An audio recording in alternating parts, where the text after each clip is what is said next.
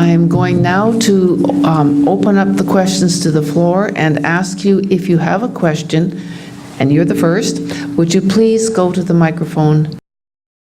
My name's Karen Hawley, and I'm an activist in Ottawa, and I've been doing environmental activism for some 25 years here. I currently work with the organization called Ecology Ottawa. And I think what kept coming to mind as I was listening to each person up there and looking at all of the terrific maps and the wonderful work everyone has done that is up in that panel, I kept thinking that as long as road widening and airport expansion and sprawling developments trump this desire to connect our wilderness areas, to ensure that we have viable ecosystems that actually create the conditions for clean air, clean water, soils, you know, the building blocks of life, then are we really ever going to succeed? Because it seems that, and I appreciate what Gray was saying about, you know, looking at the bigger picture, but then there's that old tried and true method saying, you know, think globally, act locally. So as long as they want to widen that road through Stony Swamp, and the idea that, well, we're going to get more people in Ottawa and we have to get them downtown faster by car, one at a time, then I don't know if we're going to succeed. Well, I just wanted to make the point, and maybe people have comments about it. I didn't specifically have a question, but that what do we do about that? Is that about mobilizing, you know, tens of thousands of people in Ottawa to say, yes, public transit, not more roads? I don't know. That's one of many points. Thanks. I guess as the city representative here, I should probably respond to a little bit of that. I work in the Land Use and Natural Systems Planning Unit at the city, and so my primary focus is on wetlands and forests and valley lands and species at risk and things of that nature. But I do tell people, and I'm not just repeating city cant here. I tell people, in my mind, the most important ecological policies, environmental policies at the city right now are intensification, transit-oriented development, and rapid transit, light rail, because those are the things that are going to slow down urban sprawl at the City of Ottawa and are going to result in eating up of less important agricultural land and natural areas. I believe that we do address that in our official plan, and those, I think, are the key actions that the city is taking right now. My name is Yelena Kreuzberg. I am from Canadian Parks and Wilderness Society Ottawa Valley chapter, and I think that I have specific question to François and probably to Nick. And first of all, I would like to say that I like question about planning of transportation corridors in Ottawa Valley, and I just have specific question about mitigation measures. So can you impact the process of planning of transportation corridors, and in particular introduction of the crossroad structures in the Greenbelt, especially in the areas important for the wildlife in the Greenbelt? The question of Saul earlier was referring to the cumulative effect study. One thing I forgot to mention, when they did the cumulative effect study, there was about 30 criteria they were looking at. Evaluation was done through GIS a lot. One of the big criteria was to avoid as much as possible core natural areas.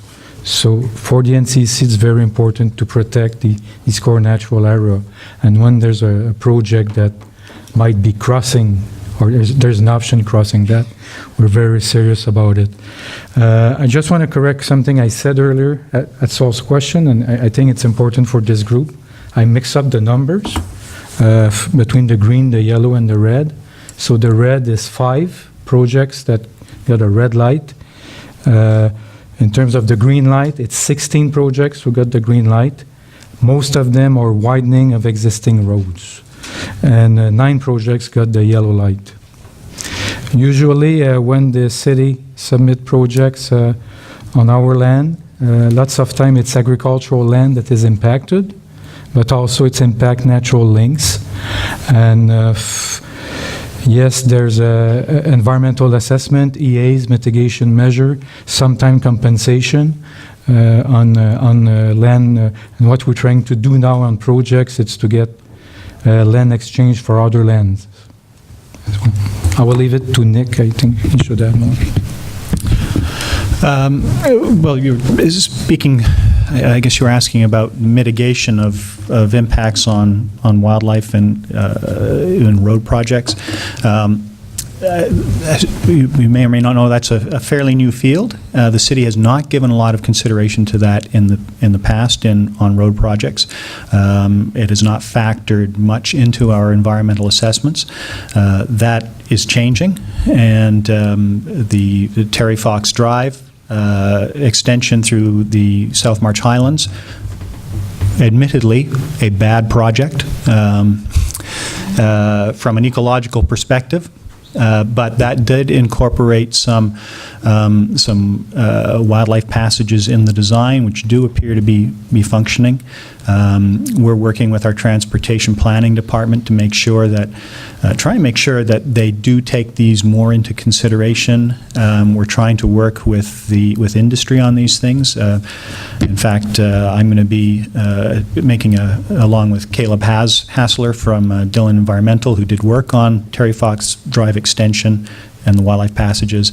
The two of us are going to be making a presentation this coming week to a group of transportation engineers at a lunch session on impacts on wildlife and wildlife corridors using Terry Fox as an example. But it's it's a very, very difficult situation because no matter what mitigation you take, there are always going to be negative effects of roads on wildlife, and yet we still need roads. I'm Paul Merriam. I'm just a citizen of Ottawa. I'm encouraged to see so many people here to discuss this topic. I'm also encouraged to see representatives of organizations whose mandates overlap in this field all here together, because I hope that the interaction that you're having now, it sounds like this isn't the beginning of it. It's been going on for some time, and I'm encouraged that it might continue. But I'm also a little bit surprised. I was quite surprised to see in Monsieur Cyr's presentation what seemed like a conflicting set of priorities in the mandate for the Greenbelt. And so my question is more for clarification, specifically to Monsieur Cyr.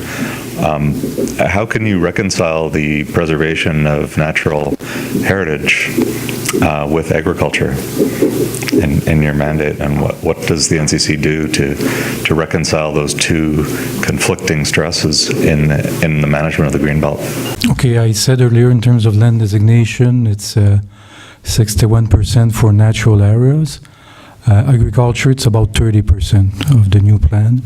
Agriculture has always been part of the Greenbelt, as federal facilities were part of the Greenbelt, as roads been part of the Greenbelt as well. So what's the challenge in the Greenbelt? It's to have all these things that may sometimes conflict, have them put together and make them work.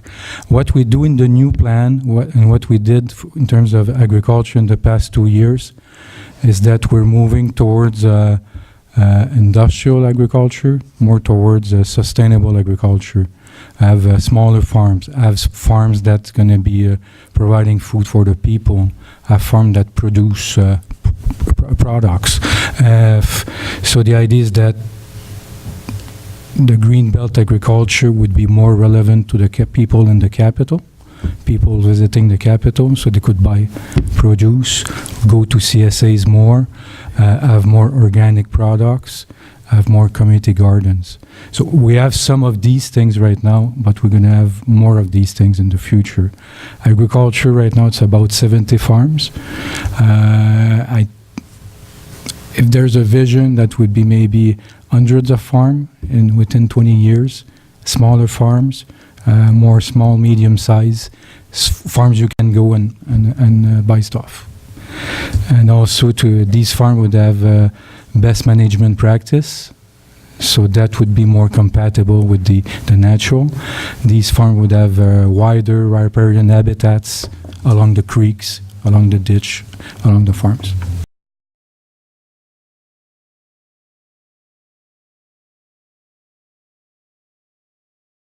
Okay, I'll go back to something that Gray said in his initial presentation, and which I was very pleased to hear him say. We have to distinguish between linkages and connections that are amenities and those that actually have ecological functions. And within the urban boundary, within the developed area of the city, with a few exceptions. I mean, the Rideau River is a pretty functional corridor connection, particularly as an aquatic connection. I've seen otters in the Rideau River, and I ride there almost every day. It's a very functional connection. Greens Creek is a very functional connection. There's lots out toward the Shirley's Bay area. And then, of course, there are Greenbelt connections. But when we're in the developed area of the city, in terms of ecological functions, our green links are not really highly functional ecological connections, and they never will be. What's more, our urban natural features, our urban woodlots, which we go to great pains to protect and acquire, they are always going to have I don't want to say minimal ecological function, but they're also always going to have a limited ecological function simply because of the size and because they're embedded within a residential, highly developed context. Their diversity is always going to be fairly low for the very reasons that Gray discussed. So when we talk about connectivity within the urban framework, apart from some really major corridors, we're really talking about amenities, and that's the context at which we generally start to look at these things. So we look at them as pathway connections, and we look at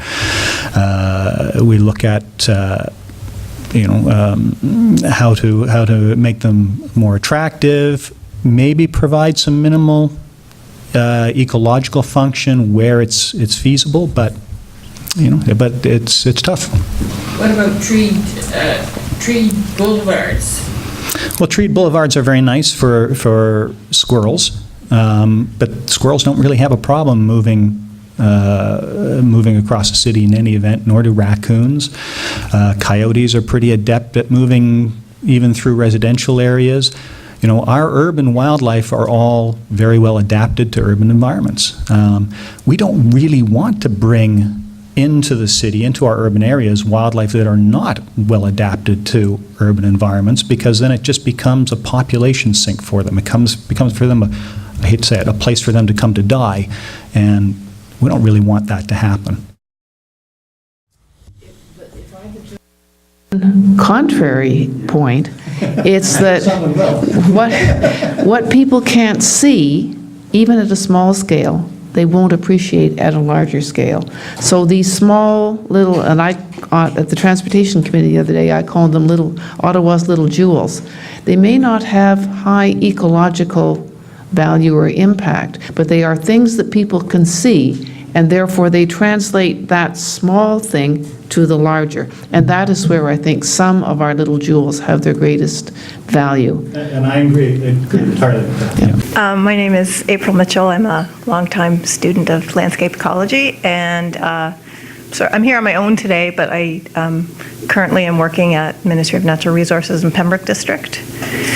So I guess my question is sort of pulling it back to this larger scale, and I noticed on the conservation plan that most of the priority lands tended to be centered more towards the National Capital Region, and there were a lot less opportunities or priorities identified further in the Upper Ottawa Valley. So I guess my question is that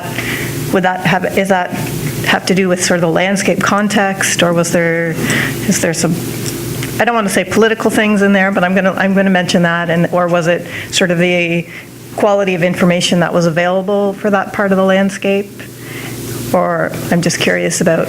There's no political influence in that at all, but it is entirely data and likely just fragmentation that directs everything in the northern part over to the river and to the east side or the north side of the river.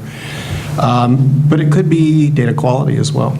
So maybe we're missing something. It could be the way we've addressed the targets, but it's the data that's taken us there. Hello, I'm Fenya Brodo from the Ottawa Field Naturalist Club, and I'm really happy to see some cooperation here between the different segments of our community, NCC and Ottawa. I think that's wonderful. But my question is to Rick Stow. I was quite surprised when you were talking about within the Ottawa limits that you mentioned La Rose Forest and Limerick Forest, because those are managed by other people. Does that mean the other groups, rather, Prescott, Russell Township for La Rose Forest, for instance, does that mean that you're having some significant cooperation with these local groups? No, we haven't had any specific involvement with the groups that are managing the La Rose Forest or the Limerick Forest. We considered Limerick Forest and La Rose Forest when we were looking at how the natural heritage system within Ottawa would link regionally to other areas. And so when we wanted to make sure that whatever our natural heritage system we identified within the City of Ottawa was integrated with the broader natural heritage system, and so these were the two of the areas that we identified as being important regionally that we should make sure we were connected to. I think that the point that Fenya has made is a really important point, and that is that we lack an effective umbrella for considering these things across all of Eastern Ontario. It's not just focused on Ottawa. You have this same problem focused on other urban centers, but you also have the same problem extending across the rural counties. We did have the beginnings of a process in the stewardship councils. We had a stewardship council in each county. The support for those was withdrawn by the Ministry of Natural Resources, and the residue of those stewardship councils met yesterday in Manotick, and they all wish to continue doing that work, and they wish to produce some kind of an umbrella of cooperation, at least at the level of communication among those stewardship councils across all of Eastern Ontario. And I think that we do need an umbrella of that sort that doesn't radiate out from an urban center, but considers the entire rural area of Eastern Ontario. A very important point. Donna Dubray from the Ottawa Carleton Wildlife Centre.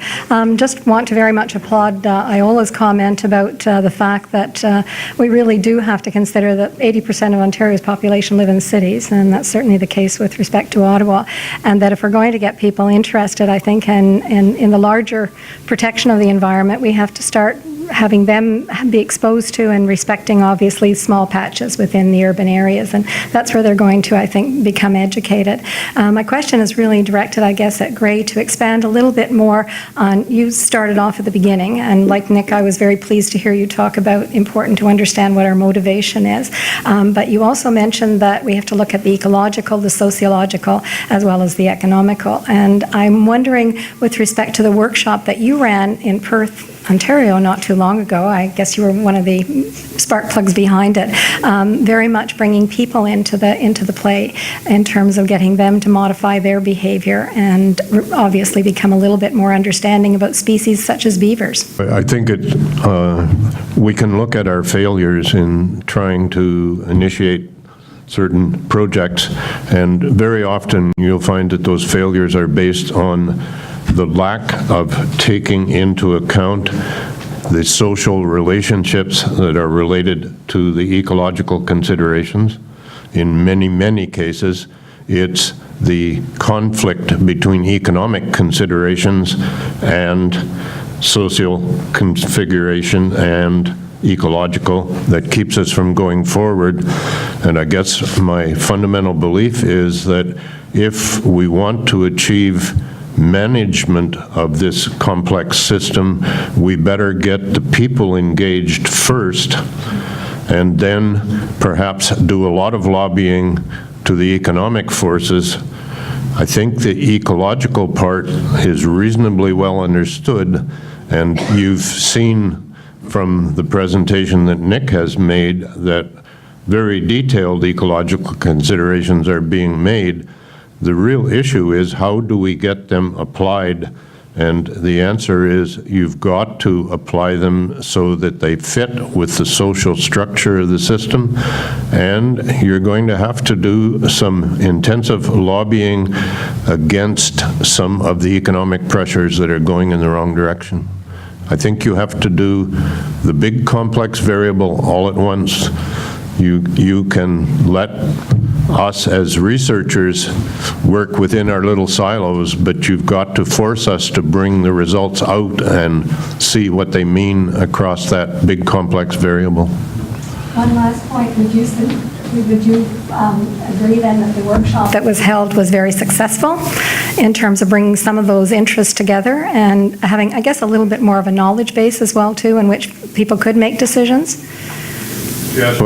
What we're referring to is a day-long workshop that we had called Beavers and Us, and the people that came out to it were about 225 in number. They came from long distances, but more importantly, we had crews from 12 different municipalities in the audience. So these were the people that worry when the beavers flood the township roads, and they came out and they learned that there are tools other than backhoes and dynamite to deal with this issue. And we had representatives from 4 different conservation authorities, and then we had all the rest of those 200 and some folks who were people on the land who are interested in this issue. So we made a bunch of connections, and as a consequence of those connections, we'll be going forward next year with a comparable workshop dealing with bees and pollination. There are people out there who are really thirsty for information. They would like to behave well if you would just give them trustworthy information that they can follow. Hi, I'm Judy Macon. I guess wearing my Community Association hat, March Rural Community Association hat. First of all, thank you, Erwin, for getting us all together. I think we've talked about the father and the grandfather today. I think you're our godfather. You can make an offer that nobody can refuse, Erwin. As long as I'm not considered the sugar umbrella. No. I very much support your idea of starting to work now for the next official plan review, and I think we do clearly have to clearly not just identify areas, but actually have them set aside and declared and zoned and all of that, because the current EIS process, EA process, just isn't working. These reports are inaccurate and they are ignored. So we need a better way to protect these lands clearly. So my question is, as Nick Stow's report is released and the Nature Conservancy reports are released in the next little while, how can we, as different citizen groups, environmental groups, how can we respond to move this along? Well, why don't I start? I see the councillors have left the room. However, I wouldn't say anything different if they were sitting here. I just wanted to. I need to clarify something. Erwin has not put it forward as a question, although he may do so. Are the red corridors that I showed going to appear in schedules L1, L2, and L3, and the proposal is that they will not. It will just be the features identified in black that lie within those corridor areas that we're proposing to put forward in schedules L1, L2, and L3. I'll tell you quite frankly that if we tried to put forward a recommendation or an amendment showing those corridors, there's not a chance in hell we would get it through, and so that's not a fight that I'm willing to take on right now. In terms of what people can do at the city is mainly get involved in the political process, in the planning process. So there are, and I'll give you a couple of suggestions right now. One of the issues in the current comprehensive official plan review is the question of rural estate development, and will the current moratorium on rural estate subdivisions be maintained indefinitely, made an indefinite prohibition on new ones. The staff recommendation is that it be made a permanent prohibition. We are going to get significant pushback on that, and if you want to have, they have major impacts. It showed up during my linkage analysis. They have major impacts on natural areas. They sometimes go right into the heart of our core natural areas. They go into areas that we would like to build up as for regional connectivity. When those recommendations go forward to planning committee, if you think a moratorium on country lot estate development is a good idea, go there, make a submission, speak to planning committee, because if you don't, then the other voices are going to be the ones that get heard. So there's a concrete suggestion for you. Support support the proposals for adding these linkage features to our schedules. Get involved with and support groups like the Greenspace Alliance. These guys make a difference, and I think that's 3 concrete suggestions right there. I fully support what Nick was just saying. I think it would be smart to expand the number of ways in which we try to influence our elected officials. Making submissions, that's all great.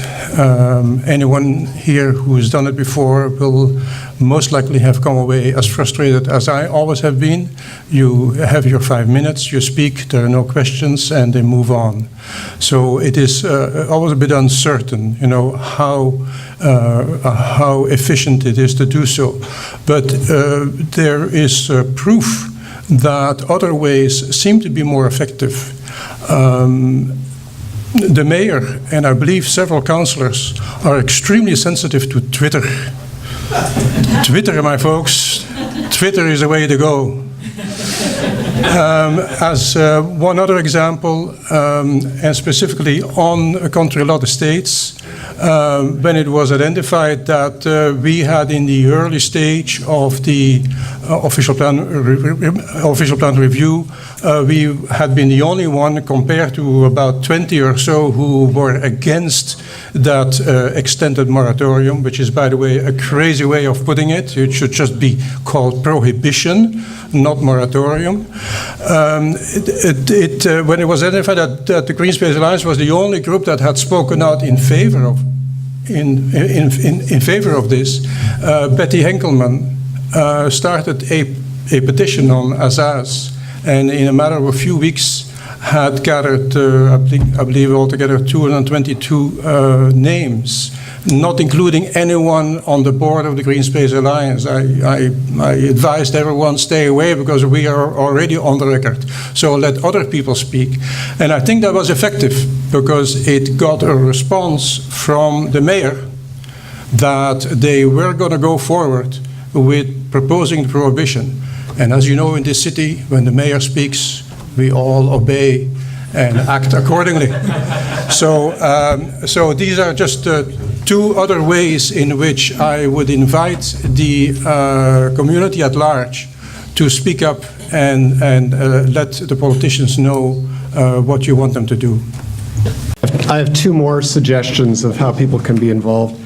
The first one's going to seem very self-serving, but I would say that the answers are not all in the public domain. They're not all government that's going to make this solution or these solutions. The Nature Conservancy of Canada is making a very modest work plan for itself over the next 5 years, but probably the 5 years after that would be a lot more substantial. I think our budget proposal for the next 5 years is $5 million, some of which would be public money and some of which would be private money. We've, in the past, had very good success with the Government of Canada getting very large chunks of money for land conservation as challenge money. And what I would say is that public money is a really great inspiration for people to donate. If you know that by giving $1, you're really contributing $2. And it works the other way around as well. When the governments know that people care enough about these systems to make substantial donations to make projects happen, then governments are much more willing to make contributions as well. So think of us when when you're making your contributions. You really can make a difference, and about half of our finances raised come from, actually more than half of our finances raised come from the private sector. The other suggestion, it may seem a little strange. Well, actually, it seems a little strange to me. Ottawa is the home of the oldest natural history society in Canada, the Ottawa Field Naturalists. But throughout southern Ontario, we have a network of land trusts who do a lot of heavy lifting, in some areas more than in others, in doing land conservation, especially on smaller scale projects. And there are land trusts that have projects or have their area overlap portions of the City of Ottawa, being the Mississippi Madawaska Land Trust and the Rideau Waterway Land Trust. But why the hell is there not an Ottawa Valley Land Trust that's been going for 30 years? I do not understand that. So create a land trust and get projects going and be a partner. There are people who have gone to the various land trust meetings, and it just always seems to fizzle out. So it's not that we don't have the idea. There are some people in the city staff who are interested, and it just, as I say, doesn't seem to get anywhere. Hi, I'm Owen Clarkin, and I'm a member of a couple of organizations here today. My question or comment is directed mainly to Nick, I think. I was quite surprised to hear you describe isolated woodlots. For example, Hampton Park was brought up as of limited, or I think it was even no ecological value, which I would dispute. That's what it sounded like to me. And then tree-lined streets leading out of there could perhaps be prime squirrel habitat and so on. I mean, maybe you're sort of kidding, but it seems to be a bit of a dangerous slippery slope that could be gone down. So basically a question. So Hampton Park, which was the park or the woodlot in question, is rated as highly ecologically valuable by the Urban Natural Areas reports from about 7 years ago or so. Am I to assume that an isolated high-value area, woodlot, for example, is that at risk of development because it's not connected, and it would be difficult to connect via linkages on a ring road of ecological connectivity, or a ring of ecological connectivity around the city? I mean, some species of birds, for example, want to fly south-north. They're not going to follow a crescent or ring around the city. I look forward to what you have to say. So a couple of, I guess, first thing, when I was talking about earlier about the value, I don't think I said they had no ecological value, but I was talking primarily in terms of their habitat values for wildlife. They have other ecological values that we do consider, perhaps not enough, and that we would like to consider more. They have ecological functions in terms of stormwater. They have ecological value in terms of abatement of heat island effect, and those are functions that the city does consider. As I say, we could consider them more, and we could consider them better. But they do have these values, and we do recognize them. The Urban Natural Areas study was interesting because it was a study that compared urban areas to urban areas. So it did not compare urban areas to use the same kinds of criteria that you would use for an area out in the rural area. It recognized the urban context. And so when an urban natural area was rated as high, it was rated as high in comparison to other urban natural areas. So that's a pretty low threshold to hit, frankly. And the factors that we looked at were total area, size, shape, and so on. These are important factors, but when you have a 10-hectare woodlot surrounded by urban development with really just pathway connections to other areas, it's always going to have some kind of a more limited function in terms of biodiversity. Just a fact. Well, I'm Ian White, Canadian Parks and Wilderness Society, amongst other things. And I live in the West End, and it always bothers me how everybody talks about, connectivity, and yet the NCC and the city managed to cut the grass alongside the river. At Mud Lake, we had the filtration plant, which I think probably belongs to the city, and they cut the grass all around the north edge of Mud Lake. A few years ago, they put this funny walkway down with this garden at the end of it, which about every second year is not tended. Why can we not have people follow what they say they want? They want ecological connectivity and habitat, yet they are cutting all this grass. And why is Pinecrest Creek running in ditches, in culverts, through most of the city, where in some places at least it doesn't have to? And I hear there's more talk about putting more of Pinecrest Creek into culverts. Why are we not marching even on those easy areas to talk? And that's, I guess, to the NCC for the river mowing and the hardening of the edges all along the Ottawa Parkway, and to Nick for Mud Lake. I won't have a good answer for you today. I work for the Greenbelt. All the land you're talking about, it's part of the urban lands portfolio, and I won't talk for these people how they do things. Our standards for maintenance contract has been changed. We don't cut as much as before. I know about that, and that's the only thing I can say about the comments you made. Mud Lake, frankly, I have no clue. The water treatment plant there is a water treatment plant, the facility, so the grass is immediately adjacent to the water treatment plant. I don't know why they cut to the water's edge along the north side. This is in response to Nick, when you were speaking about the difficulty in identifying the cores, the red cores that you were not going to put on because you would not be able to defend that, or not defend it. We wouldn't be able to do it.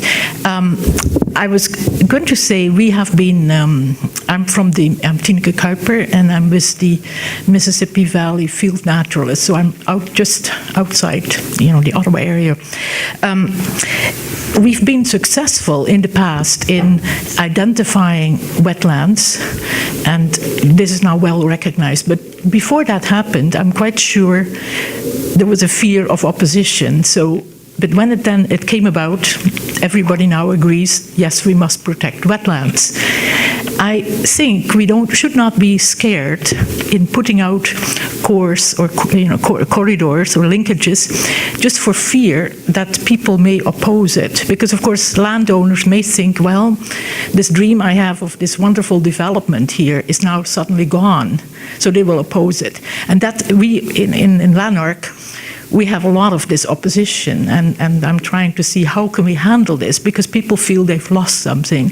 But we mustn't be scared to put this on the map in some way, not standing back till development has occurred. If you put it on the map, people are warned that this is maybe not a good area to invest for future development. So that's what I'm hoping, that you don't be scared, figure out a way of getting it on the map. I'll speak very briefly to that. There are several reasons why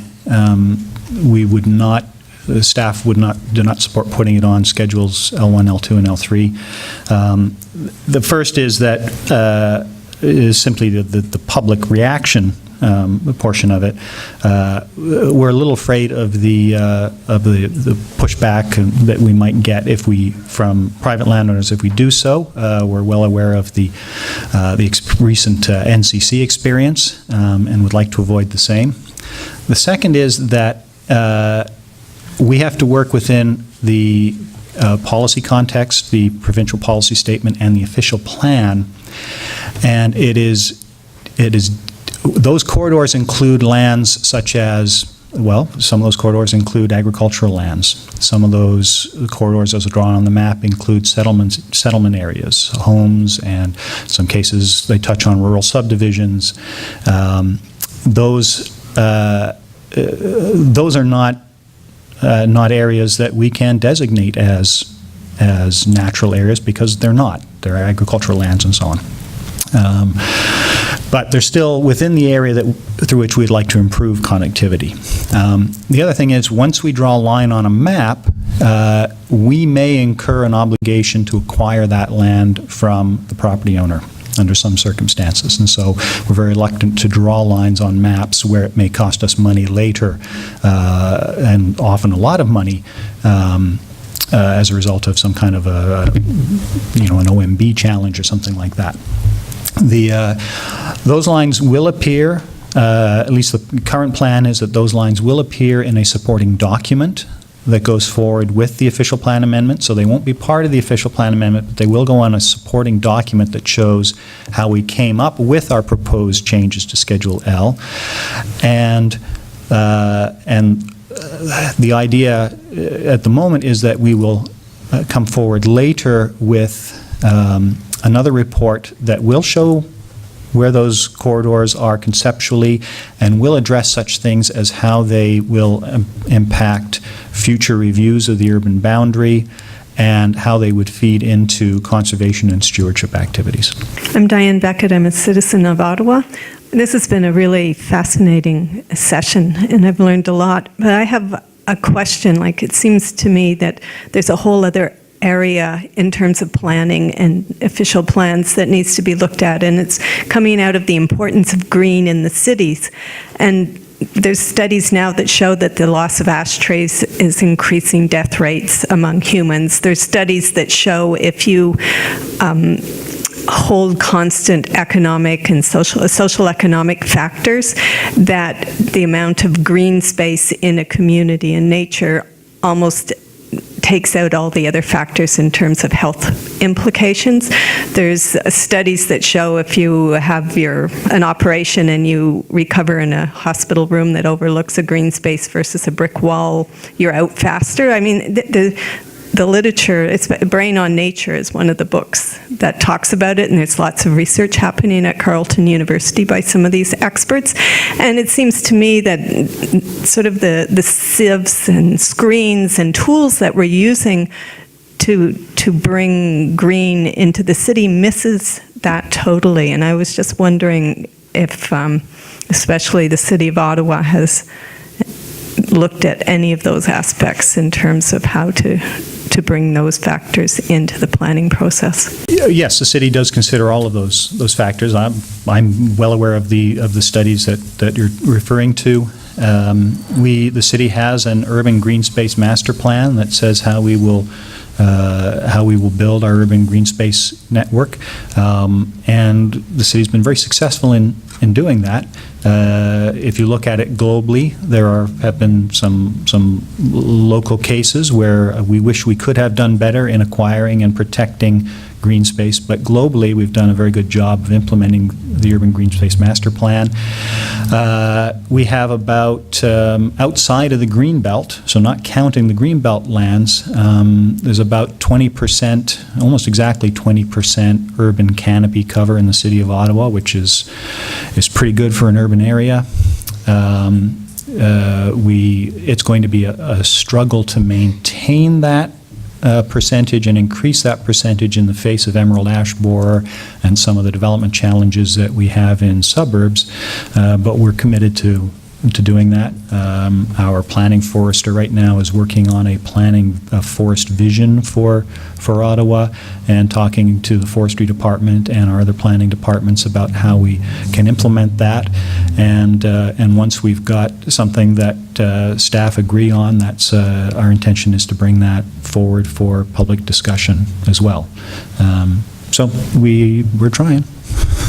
Well, at this, I would like to say thank you to our speakers, all 5 of them, and 4 of them, I have something to express our appreciation a little bit more concretely, and I think you've all got things to walk away with and think about in the future. And so to Gray, thank you. Here's something, an initiative in which Erwin Dreessen, at least, is one of the major proponents. It's the Poets Pathway in Ottawa. It's a series of stops going from the Ottawa River through, ending in Beechwood Cemetery, where a number of Canada's major poets are buried, and this is a visible token from one of them, Archibald Lampin. Gary?